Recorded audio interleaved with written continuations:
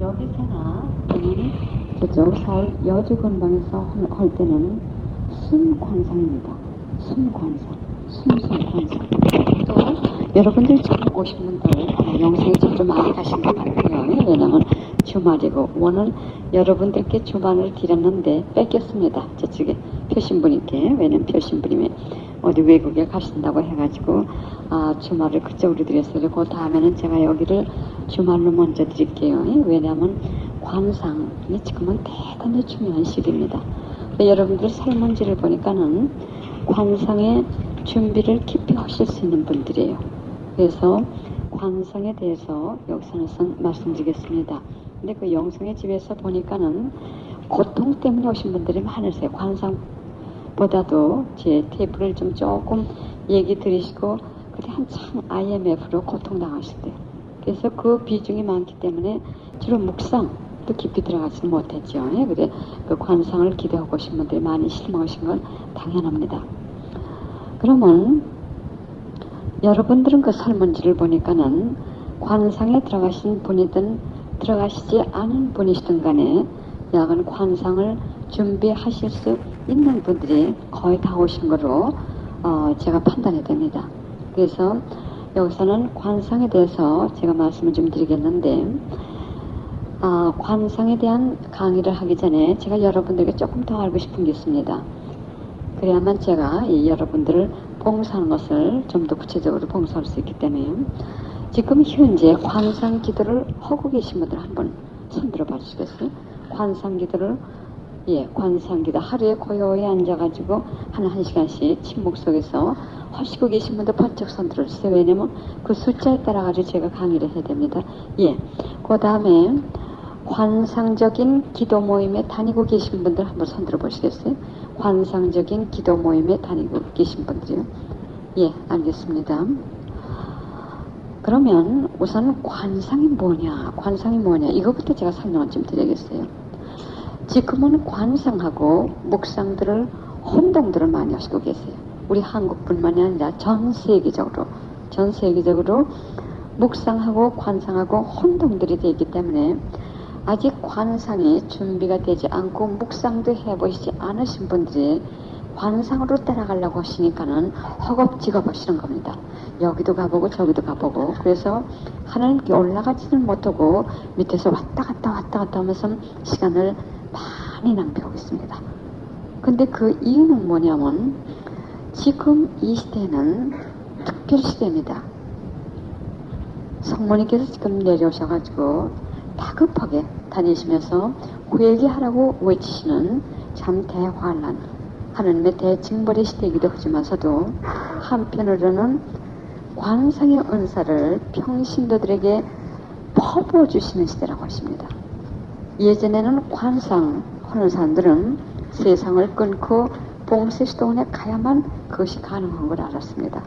그러나 지금은 평신도들이 신앙생활들을 잘하고 있고 묵상으로 깊이 들어가고 이 기도를 갖다 깊이 잘들 하고 있기 때문에 이제는 평신도들에게 관상의 은사를 쏟아주시는데 또 그 이외에 하나는 뭐냐면 기도 은사를 지금 온 세상에 많이 내려주고 계시죠.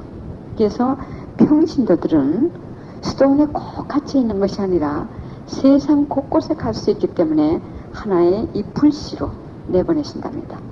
관상을 어느 정도 준비시키신 다음에는 세상 곳곳에 내보내신대요. 그렇죠? 어느 분은 직장생활 하시고 어느 분은 또 다른 데서 이 세속 이게 사시면서 여러분들이 관상의 은사를 전달할 수 있는 도구가 되십니다. 그러면 이 관상이라고 하는 것은 우선 두 가지가 있습니다. 이걸 잘들 아셔야 돼요. 관상의 은사는 아무에게 주시는 것이 아니라 하나님께서 어떤 특정한 사람들에게만 주십니다. 이거는 인간의 힘으로 아무리 기도를 100년을 한다 하더라도 또는 하루 24시간 기도를 한다 하더라도 우리의 능력으로는 얻을 수 없는 겁니다. 이것은 오직 하나님께서만 어느 특정한 사람에게 주시는데 그 사람이 다른 사람보다도 잘나서 주시는 게 아니에요. 하나의 선물이십니다. 그러면 그 선물을 받기 위해서는 우리는 준비를 해야 됩니다. 그래서 그 준비하는 그 과정을 능동적 관상이라고 합니다. 두 가지 관상을 저희가 이름을 붙입니다. 하나는 수동적인 관상 또는 주부적 관상, 또 하나는 능동적 관상이라고 합니다. 이 능동적 관상이라고 하는 것은 묵상의 높은 데까지 올라가 가지고 거기서 관상의 은사를 받기 위한 준비를 하고 있는 거예요. 그렇게 준비를 하고 있을 때 하나님께서 그 관상의 은사를 주십니다. 제 테이프를 들으신 분들 한번 손들 들어보시겠어요? 제 테이프 들으신 분들. 예, 감사합니다. 그러면 여러분들이 콘셉션 대 아르미다에 대해서는 다들 잘 아시죠? 신비가고 또 지금 현재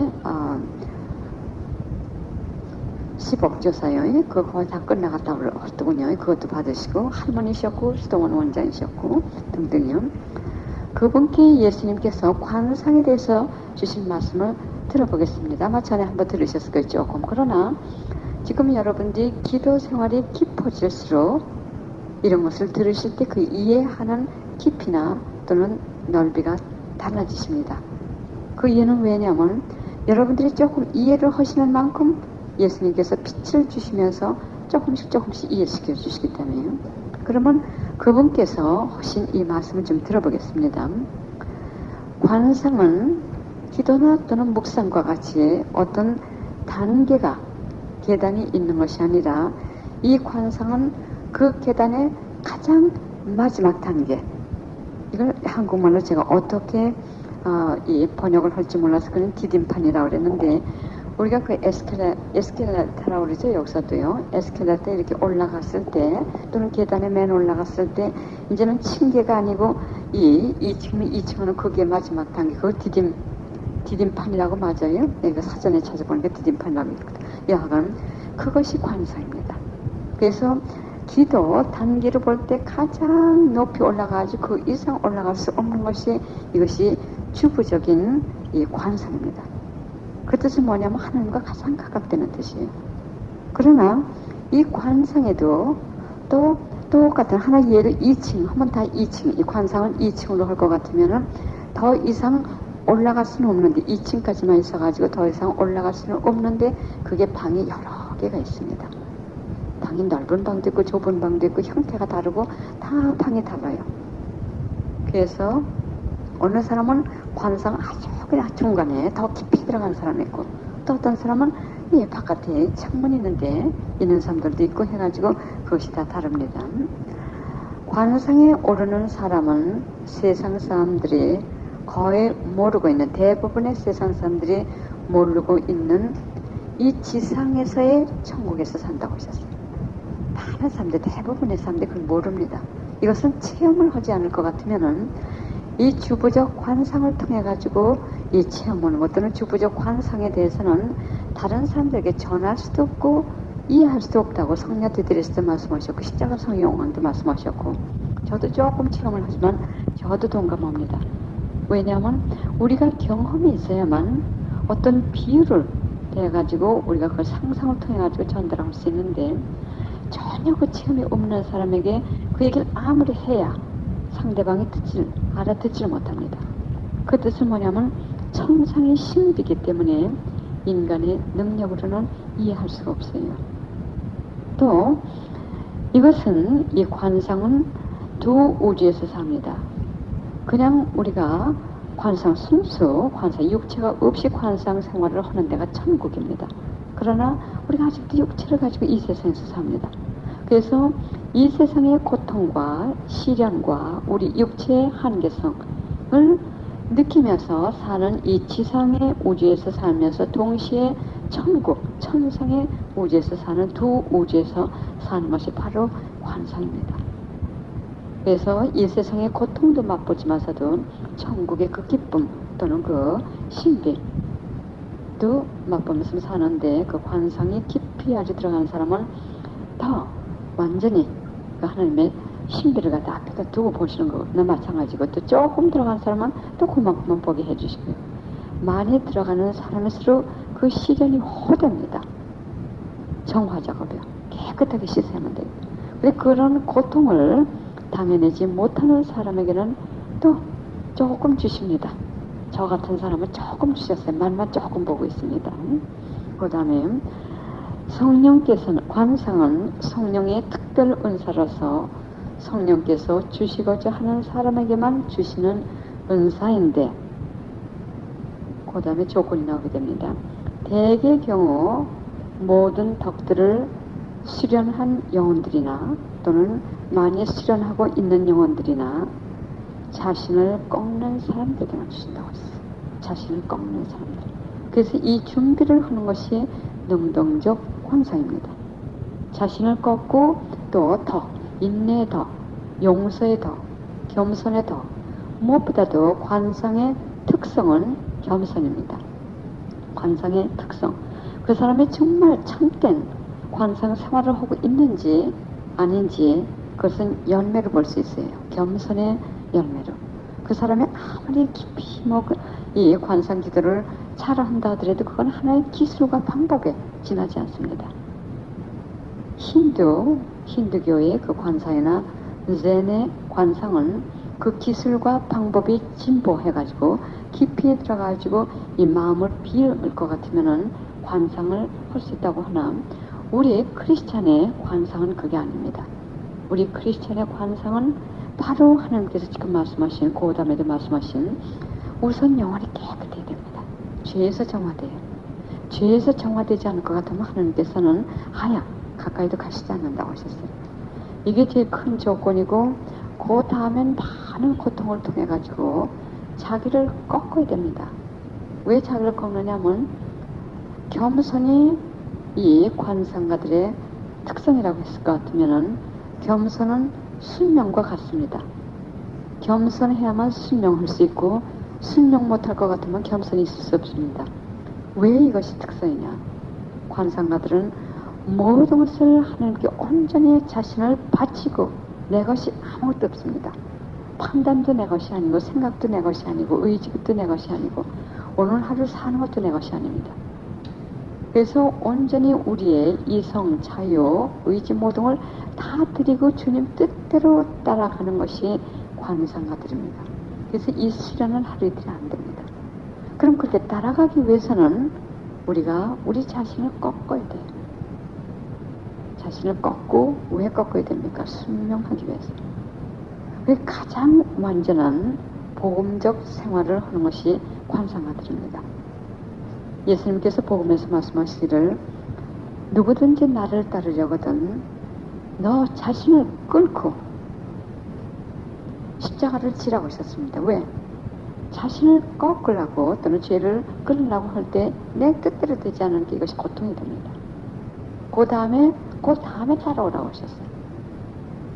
그래서 관상가들은 나를 완전히 끊을 겁니다. 완전히 꺾고, 그러니까 십자가가 육중하죠. 나를 완전히 끊으니까. 그 다음에 하나님 뜻대로만 따라가니까 천국으로 들어가시죠. 우리를 어디로 들어가시려고 우리를 이렇게 자꾸 우리에게 끊으라고 하십니까? 그분께서 우리 들어가시고자 하시는 것은 가장 완전한, 그리고 가장 안전한 행복, 이건 천국입니다. 그래서 그 천국 생활을 이 세상에서도 관상을 하는 사람들은 맛볼 수 있어요. 그래서 두 우주 안에서 살기 때문에 이제는 고통이 기쁨으로 변하게 됩니다. 고통이 어둠 속에서만 끝나는 거예요. 성령께서 어떻게 역사하실지 모르지만서도 고통에 대해서 얘기할 기회가 있을지 모르겠습니다. 여기 이 피정 때요. 울산에 오셨던 분 한번 손 들어봐 주시겠어요? 이번에 며칠 전에 울산에요. 며칠 전에 울산에서 하루 피정했을 때 오신 분들이요. 예, 알았습니다. 그 다음에 또 뭐라고 말씀하셨냐면, 조건이 자신을 꺾고, 그리고 이 덕을 많이 수련한 사람들이라고 하셨는데, 여기서 겸손의 덕을 주로 말씀하시는 겁니다. 다른 덕들도 하지만서도요. 또 성령께서는 이 특별한 은사를 거의 절대로 아무에게나 내려주시지 않고, 다만 덕으로 튼튼한 기초가 잡힌 영혼들과 깨끗한 영혼들과 정화된 영혼들 위에만 내려주신다고 하셨어요. 우리가 하나님 가까이 가기 위해서는 깨끗하게 죄를 끊고 나를 꺼내야 됩니다. 악령과 인간의 영을 꺼내야 돼요. 인간의 영은 나입니다. 나. 내 자식. 이것이 가장 큰 적이에요. 가장 큰 적이고 가장 싸우기 힘든 적입니다. 내 자신, 내 불만이 왜 생깁니까? 나에 대한 욕 때문에, 내 마음대로 되지 않기 때문에. 관상의 은사는 대단히 큰 은사로서 천국으로 올라가는 계단뿐이 아니라 천국을 앞에 갖다 놓고 하나님의 비밀과 보물을 더욱 선명하게 볼 수 있게 된다. 관상하는 영혼은 관상하는 영혼과 하나님 사이에는 약간의 얇은 베일로만 가려져 있는 정도로 떨어져 있는데, 이 베일은 사람이 죽을 때만 끊어진다고 하셨어요. 없어진다고. 그 뜻이 뭐냐면 그만큼 하나님과 가깝다는 뜻입니다. 베일이 뭡니까? 바로 육체입니다. 그러나 이 관상도 이만큼 완전히 이끄시는 분이 또 따로 있고, 또 저같이 약한 사람은 고통을 이겨내지 못하니까 조금 저 문 밖에 갖다 놓고서는 조금 말만 보기 없습니다. 정말 완전히 이 관상에 들어가기 위해서는 오랜 시간들이 많이 와요. 그러나 그렇게 봐도 일단 2층에 이 관상에 거기에만 올라올 것 같으면은 이 천상의 비밀만 볼 수 있는 게 아니라 말로 형용할 수 없는 그 기쁨을 주십니다. 행복. 그러니까 그 고통을 극복하는 데 힘이 됩니다. 하나님의 좋으시기 때문에. 관상의 은총은 아까 말씀드린 대로 이 정도나 이것이 다 다르다고 하셨어요. 그러나 모두가 다 티 없이 깨끗하고 영혼 안에서 여러 가지 열매를 맺게 하는 능력이 헤아릴 수 없으며 많은 덕들을 수련하게 됩니다. 또 관상하는 사람들은 하나님의 무한하시고 완전하신 놀라운 사랑을 어렴풋이나마 깨닫게 되면서 말로 표현할 수 없는 티 없이 맑은 기쁨이라고 하셨어요. 이거는 보통 이 감성적인 기쁨이 아닙니다. 이걸 표현할 수가 없어요. 맑고 티 없는 깨끗한 기쁨과 또 천상의 행복과 평화의 밑바닥이 없는 바다 속 깊숙이 빠져들어간다고 하셨어요. 인간이 참 이렇게 표현할 수 없는 그 행복과 평화, 그저는 계속 밑으로 빠져들어가요. 그리고 그 안에서 그 천상의 기쁨과 행복, 그 깨끗한 그 기쁨, 그 속에서 수용을 한다고 하셨습니다. 그 정도만 말씀드리겠어요. 이 말씀을 제가 말씀드린 이유는 뭐냐면, 지금부터 여러분들이 시련, 고통, 여길 가려면 어떤 고통을 거쳐나가야 되는지, 이 회개입니다. 회개 정화. 이것에 대해서 이 피정 때 제가 시간을 많이 소요하게 될 것 같습니다. 그래서 일단은 관상이 이렇게 좋다는 것을 알려드리고 격려를 해드리고 희망을 가지신 다음에 그 다음에 쓴 이 시련에 대해서 말씀드리기 위해서 이 말씀드립니다. 우선 지금 기도회 다시 한번 들어봐 주시겠어요? 지금 기도회나 어느 기도회든지 나가시는 분들 한번 손 들어봐 주세요. 어느 기도회든지 나가시면 잘 오시는 겁니다. 왜냐하면 특히 관상 기도를 하실 때는 기도회를 나가셔야 돼요. 왜냐하면 예수님께서 여기서도 나중에 읽어드리겠지만서도 그 시련에 대해서 말씀하셨는데, 혼자 기도를 갖다가 몇 시간씩 하는 사람들은 자애심에서 해방이 못 돼가지고 자작으로 하는 그 자애심, 집착, 또 이 이기심, 여기에 힘매여가지고 앞으로 진보를 못합니다. 관상뿐만이 아니라 기도 생활에서 깊이 들어가지 못해요. 그래서 이 관상이나 또는 이 하나님과 가까이 가려고 하는 사람들은 어느 공동체에 들어가셔가지고 부딪혀야 됩니다. 부딪혀야 돼. 그래야만 자기 그 개성이 드러나고 또 뾰족뾰족한 뾰족뾰족한 우리의 각 개성, 자애심, 이기심, 이것이 자꾸 부딪힐 것 같으면은 그 뾰족뾰족한 게 없어지지 않습니까? 그래서 기도회 그 대개 그 단계적으로 제 체험담을 제가 말씀드리겠습니다. 제가 지금 기도회를 주관한 지가 81년부터예요. 81년부터 지금 키에서 똑같은 기도회를 주관하고 있는데, 제일 먼저 기도회를 할 때 참 사람들이 잔치상이니까 많이 옵니다. 잔치상의 음식이 풍성하죠. 그러니까 그 잔치상의 음식, 그 뜻은 뭐냐면 하나님께서 이 은총, 좋은 맛을 주니까는 더 많이 들어옵니다. 많이들 오는데 얼마만큼 갈 것 같으면 기도회 주관하는 사람한테 또는 기도회 봉사원들한테 불만들 이제 생깁니다. 불평들을 하기 시작을 해요. 근데 이건 하나의 과정이에요. 그 뜻은 뭐냐면 혼자 있다가 이제는 자기 개성이 드러나면서 하나님께서 이걸 드러나게 해주십니다. 부딪히게 허락하시는 거예요. 거기서 자기 이 숙명, 지금 말씀하셨죠. 깨끗한 영혼과 자기를 꺾는 영혼들. 그리고 이 꺾는 걸 숙명 겸손이 밑에도 나옵니다. 이 맨 끝에 여기서 뭐라고 말씀하셨냐면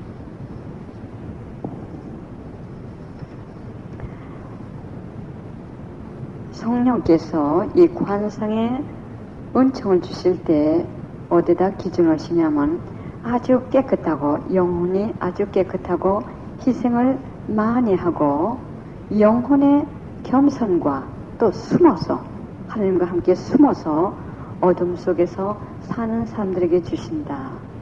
이것은 필수적인 조건이라고 하셨습니다. 관상의 은사를 받는데 이것은 필수적인 조건이라고 하셨어요. 그래서 이런 특징을 갖지 않고 관상을 할 때는 그 관상은 무가치하고 허위이고 그리고 헤아릴 수 없는 수없이 많은 위험들이 따른다고 하셨어요.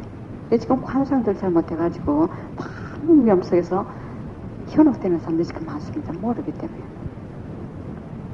그래서 하나님께서 우선 우리 자신을 드러내게 하시면서 자꾸 이렇게 깎게끔 하십니다. 근데 저희는 제일 먼저 시작할 때부터 관상을 이끄셨는데 저는 관상을 구하지도 않았고 추구하지도 않았고 그냥 이끄시는 대로 난 나름대로 분별을 해가면서 우리 지도신부님하고 분별을 하면서 한 것이 결국은 관상을 이끄신 거예요. 처음부터요. 그래서 성령의 은사는 엄청나게 쏟아주셨어요. 그 기도회에요. 그 로스앤젤레스 거기 근방에서는 제가 제일 잘 됐습니다. 100여 명 이상이었고 또 들어오기만 하면 심령이 또 은사는 다 그냥 받습니다. 98%가 애들까지 다요. 그날 기도회 끝나가지고 집에 가면 묵주신공할 때 막 터져요. 그러면 막 뛰어나들려고 무서우니까 어떻게 되느냐고. 이런 식으로 성령의 은사는 쏟아주시는데 아주 조용한 기도였어요. 제 성품이 조용한 좋아해서 그랬는지 조용하게 이끄시면서 성령의 은사에는 별로 신경을 안 썼습니다. 구하지 않아도 그냥 쏟아주시니까요. 근데 계속 제가 저도 모르게 구한 것이 뭐냐면 겸손과 성화를 구했습니다. 항상 겸손과 성화가 뭔지도 잘 모르면서 깊은 걸 모르면서도요. 그래서 항상 제가 이 81년도 시작할 때부터 구한 것이 겸손과 성화죠. 그래서 제가 굉장히 그 고락을 많이 당했습니다. 고난. 그리고 그 체험담으로 제가 말씀드린 거. 왜냐면 여러분들이 관상에 관심이 계시고 아마 그런 여정을 거쳐서 여러분들이 정화가 되실 겁니다. 또 자애심. 이 자애심 끊는 게 제일 어려운데 이 자애심의 얽매스 같은 관상이 아니라 이거는 현혹되기 쉽습니다. 그래서 여가는 얼마만큼 이렇게 갔는데 그 다음엔 기도회 봉사원들이나 또는 기도회 주관하는 사람한테 불만들이 많아져요. 근데 불평을 하는데 그리고 차라리 기도회 안 나오면 괜찮은데 기도를 계속 나오면서 그 불평을 하니까는 저도 앞에 나와서 가르치면 할 때는 저도 굳어집니다. 아직 저도 그때까지만 하더라도 뭐 깊이 들어가지 못했기 때문에 막 비난하고 했다는 사람들이 여기 와서 여러 사람도 앉아있으니까는 굳어지면서 강의를 하게 되고 봉사원대로 또 시달리게 되고 그러다 또 뭐 서로들 별로 그렇게 싸우는 그건 없었어요. 왜냐하면 우리는 항상 봉사원들도 항상 겸손 이걸 부르짖었기 때문에 우리는 봉사할 때 여기 다는 게 없었습니다. 이름 다는 게 없었어요. 숨어서 하기 때문에. 그래 조지아 린 여사가 오셨을 때도 다른 본당에서 뭐 수천 명이 왔었죠. 수백 명이 굉장히 많이 왔어도 그때 에레나 스님도 칭찬하시는 게 뭐냐면 온 사람들이 다요. 봉사원들이 참 존경스럽다 그랬어요. 왜냐하면 누가 봉사원인지도 모르게 아무 표적 없이 다니면서 이렇게 접대하고 안내하고 했기 때문에. 그래서 처음부터 그렇게 저희한테 인도하셨는데 그렇게 못하는 사람은 투덜거리다 결국 이제 들어지지 않으니까 떨어져 나가는 겁니다. 그러면 떨어져 나갈 때까지 막 파붓고 나가죠. 파붓고 나가고 또 바깥에 나가지고 막 파붓습니다. 그러면 나중에 이 봉사원들도 그쪽 말이 맞나 보다 하다가 뚝뚝 떨어져 나가고 나중에는 기도회를 주관하는 사람이 혼자 있게 되는 경우도 많이 있었습니다. 그래도 사람만 갈지 그 숫자는 계속 채워주세요. 근데 쟤는 별로 그 봉사원들 간에 문제가 없었어요. 그 한 몇 사람 20년 동안 하는데 한 서너 너덟 사람, 이 사람들이 굉장히 지금 강했어요. 이렇게 교만, 그러니까 자기 주장하는 사람들은 스스로 떨어져 나간 다음에 별로 지금 20년 동안, 이 도미 씨도 지금 거의 한 18년 동안 이걸 뭐 같이 하시는데 별 그게 없어요. 기본적인 겸손이 늘 순명하려고 애를 쓰니까요. 그러면 바깥에서 들려오는 소리에 저를 비난을 많이 합니다. 제가 그 얘기 지금 말씀드린 이유는 뭐냐면 앞으로 저와 똑같은 이 과정을 거쳐야 될 분들이만 많으실 겁니다. 기도회 주관하신다든지 기도에서 드는 봉사하신 분들, 여러분들이 이렇게 수련을 받으셔가지고 어디 가서도 주님께서 관상 기도 그룹을 시작하실지 모르기 때문에 여러분들에게 꿋꿋하게 나가시라고 말씀을 드리기 위해서 이 말씀을 드린 겁니다. 그래 바깥에서 너무 욕이 대단합니다. 하나님의 사업을 하려고 같으면 유명해지는 만큼 그만큼 박해가 많아요. 차라리 알려지지 않으면 박해가 없는데 이름이 많이 알려질수록 박해는 더 옵니다.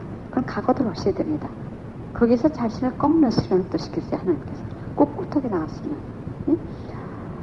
그래서 어떻게 아주 혹평들을 하느냐 하면 내가 나에게 사람들을 다 그냥 뭐 순명만 시킨다고, 수도원 다니는데 나한테 순명만 시킨다고. 그러니까 그렇게 웹에서 그렇게 볼 수 있지. 왜냐면 강의가 맨날 순명, 겸손하니까는 마치 나에게 순명하라고 하는 줄 알고 이게 뒤틀린 사람들은 얼마 동안 나왔다 이게 나가버린다. 잘 나가죠. 차라리 나가면 괜찮은데 계속해서 나오면 그건 더 고칩니다.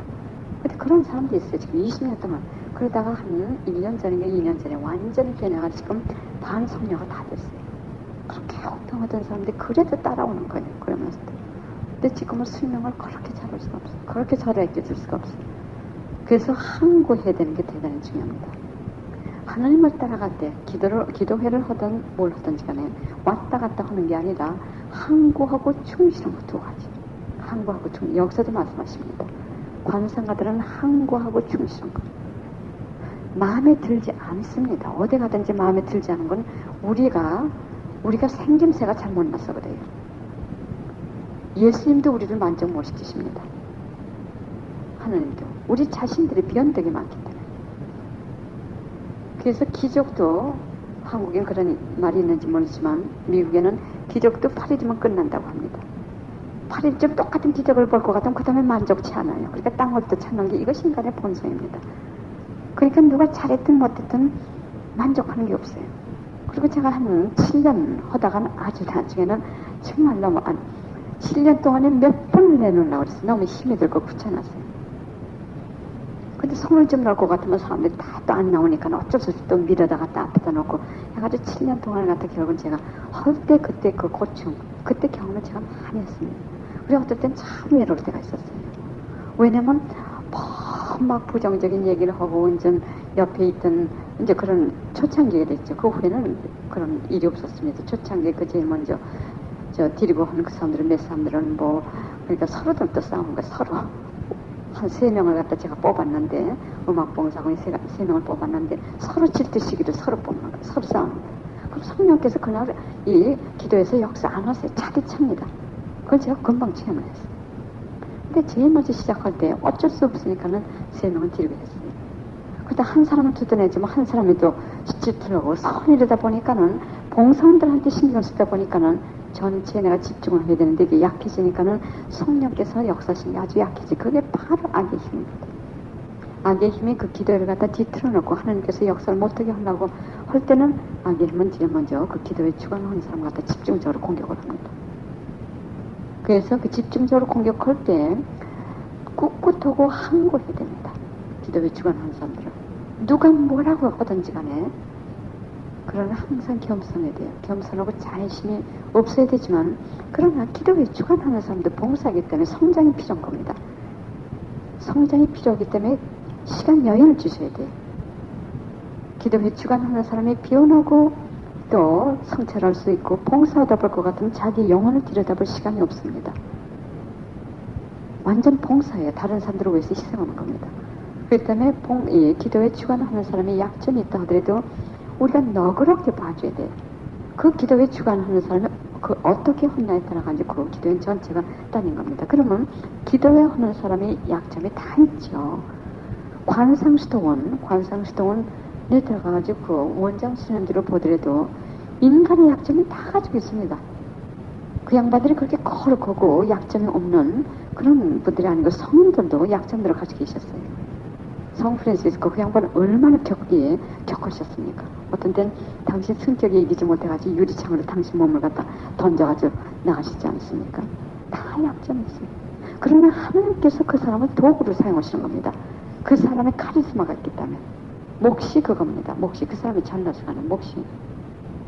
그러면 기도에 주관하는 사람이 어떤 데 교만해질 때도 있어요. 봉사원들도. 그러면 우리가 해야 될 건 손가락질하면서 야단치기 게 아니라 숨어서, 여기서 숨어서라고 하셨지 않습니까? 숨어서 기도해 주시는 겁니다. 어떻게? 주님께 봉헌하는 거예요. 성모님께 봉헌하는 겁니다.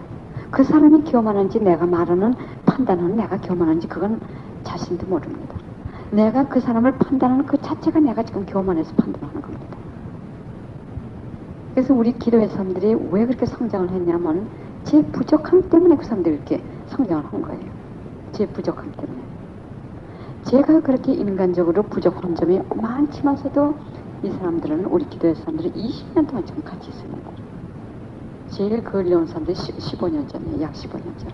그 사람들이 왜 그렇게 성장? 그 사람들도 역시 인간의 약점을 아직도 가지고 있습니다.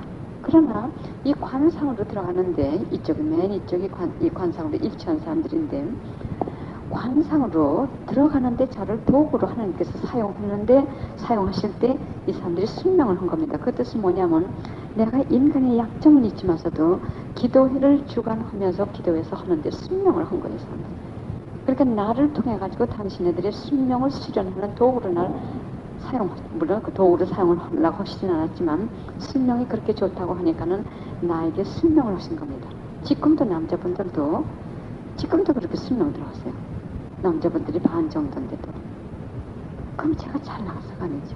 저 실수 많이 합니다. 저도 인간이거든요. 또 제가 지금 이렇게 성장할 때까지는 약 20년이 걸렸어요. 지금 요만큼 성장하고. 그럼 그분들이 볼 때 내가 다 어쩌면 잘못한 것 같아도 그냥 무조건 순명이 최고입니다. 순명이 최고예요. 여기서 뭐 누가 잘못했다고 지적해지라고 할 때 이건 교만이기 때문에 하나님께서 그냥 밀어버리신다든지 자기 영혼에게 여기 그 울산에서 배우신 분들은 아시겠지만 한 1번쯤 왔던 사람이 남을 지적해주는 투덜거림 불만 여기서